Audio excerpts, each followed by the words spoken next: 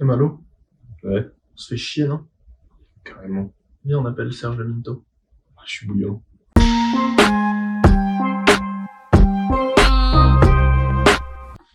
Ça va, Serge? On est là, mon ref, hein. Je suis un peu fatigué, t'as capté? T'es pété, là? Tu t'es fait quoi? Ah, tu connais, je fais du rugby, je me suis blessé, en fait. Ouais? En gros, j'étais un match à la Coupe de l'X, là, tu vois. Tu sais, le truc des mineurs, là, on est plutôt chaud. T'es plutôt chaud? Ouais, nous, mon école, je suis aux mines de Paris, on est trop chaud à cet événement. Genre, en fait, on est parmi les meilleures écoles de France en sport. Et c'est là d'où Michael Phelps vient, en fait. Parce qu'il a tout appris d'un seul gars qui vient des mines. Vous le connaissez, hein? C'est Clément Maubert. Ouais. Il a tout appris à Michael Phelps. Bref. Et du coup, à la Coupe de l'X, on est arrivé. On faisait des petits matchs, tout ça. Et à un moment, moi, je suis ailier gauche, tu vois, je reçois un petit ballon. Du coup, je fais quoi? Je prends le ballon comme ça. Et je m'en vais vers le bas direct. Et en fait, ça m'a rappelé, tu vois, la transition comme ça. Mon enfance au Brésil. Brésilien, toi. Ouais. Parce qu'en fait, mes parents, on faisait un voyage, tu vois, au Brésil, normal. Et je me suis retrouvé dans une favela, en fait, au Brésil. Et j'ai appris un peu à grandir tout seul, à chasser dans la nature. Et même qu'un jour, j'ai vu une Amazone sur son cheval. Je me suis trompé, je l'ai buté, en fait, tu vois. Du coup, je me suis fait un peu pourchasser par toute la tribu.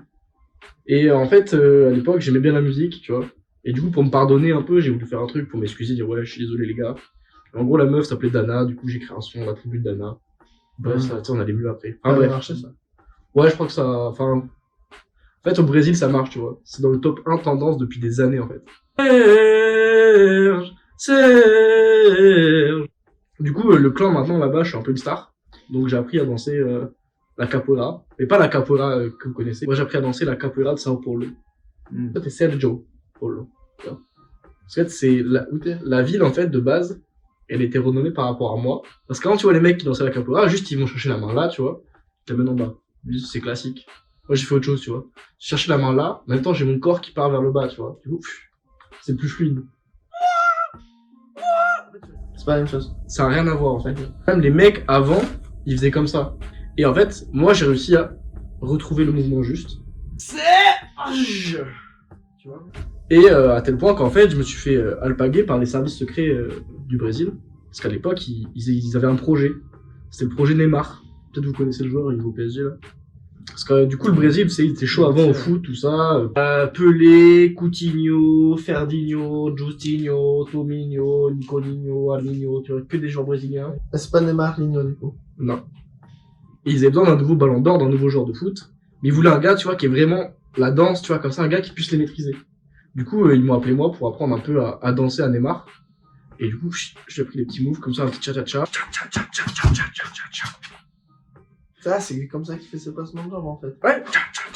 Et en fait, c'est grâce à moi que Neymar est devenu aussi bon. Sauf que du coup, vers 8 ans et demi, 9 ans, mes parents, ils ont remarqué qu'ils m'avaient oublié, en fait.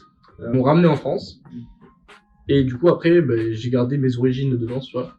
Comme ça que du coup, au match à la Coupe de l'X, j'ai pris le ballon, j'ai mis une feinte, et j'ai mis l'essai. Voilà. Vous avez gagné?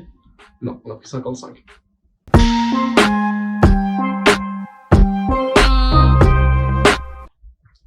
Et du coup, pourquoi tu t'es pété? Parce que quand je dansais la capoeira, je me suis irrité à force de le faire.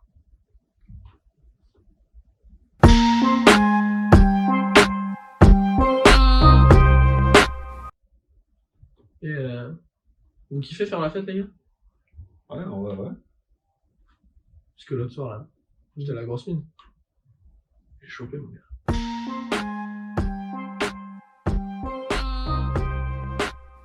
Tu vois, l'autre soir, j'étais aux mines, là, mine de Paris. J'étais aux mines, ils font une soirée là-bas, ça s'appelle la grosse mine, je sais pas quoi. Ah, c'est marrant, ça. Ouais, c'est marrant. Serge, ça va être la soirée de l'année, faut que tu viennes et tout. Bon, après, des soirées étudiantes, j'ai ma claque, tu vois. J'étais au MIT, là.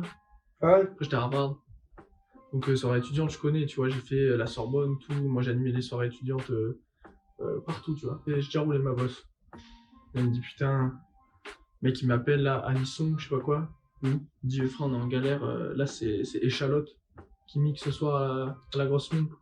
Ça va être trop de la merde, faut que tu viennes, tu vois. Ouais, classique. Moi, je suis une nouvelle David Guetta, en fait. Ouais. Donc, j'arrive à la grosse mine. Aucun problème avec la sécurité, vraiment la sécurité nickel, enfin, les mecs super sympas et tout, ça me fait des câlins, ça me laisse rentrer et tout. Ouais, j'arrive, check les gars. What up my man, what up, yeah. Cheers to Drake. Pas mal de gars et de meufs fraîches, hein, pas te mentir, hein. Grosse mine, c'est pas mal. J'arrive, je fais à l'échalote, écoute mec, tout le monde qui était en train de miner la soirée là. Laisse-moi faire, frère, moi je m'y connais. Déjà là, ton synthesizer, tu vois, il est pas à la bonne octave. Ton modulateur, faut le monter d'un Hertz, sinon là, tu vas me tuer les basses. Ouais, ça doit être qui code de fou. Bah oui, enfin, Ok, normal. non. Je prends les trucs, machin. Je fais 2-3 bails. La vie de ma mère. Au bout de 20 secondes, t'as tout le monde qui devient gueudin, frérot. Gueudin, ça me balance des t-shirts, ça me lance des kits de dissection, des lames de verre, des microscopes, tu vois. Et les animaux qui passent. Des grenouilles comme ça. Des pigeons, frère. Donc, tu vois, je suis trop chaud. Normal. Tout le temps, frère. Dangereux. Ouais, de fou. Moi, tu vois, je suis professionnel. Ok. Du coup, je suis là, je vois les trucs qui passent, j'esquive. Je continue à mixer, les mecs gueudins, tu vois, ils ont plus rien à me lancer. Normal. Ils ont mis de leur poche. Qu'est-ce qu'ils font, frère? Ils balancent leurs vêtements. Au bout d'un moment, je peux plus mixer dans ces conditions. Je me casse, tu vois. Je prends un Vélib, parce que tu connais les Vélib à Paris, ça marche super bien, tu sais.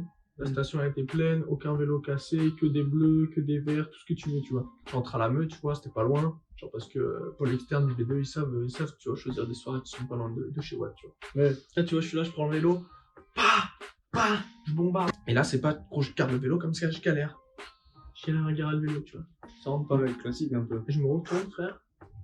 Il y avait 3 meufs, 2 gars de LAPT là, qui étaient accrochés comme ça, en mode putain, on te kiffe, mec, reviens mixer et tout, t'es trop fort, tu vois. Tu les as pas sentis Non, parce que moi, tu connais, moi, c'est parce qu'en fait, j'ai fait du vélo avec Chris Froome. Et donc, bref, on est monté dans ma chambre et j'ai ken toute la nuit avec eux.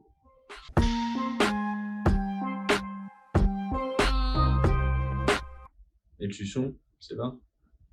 Bah non, en fait, parce que le suçon, c'est parce qu'il y en avait une, du coup, tu sais, vu qu'il aime bien les animaux, elle avait ramené son piston. Et PAH! Le truc qui vient là, il me chope là. Après, j'ai des connaissances, du coup, ça va, je m'en suis débarrassé. Ouais, stylé.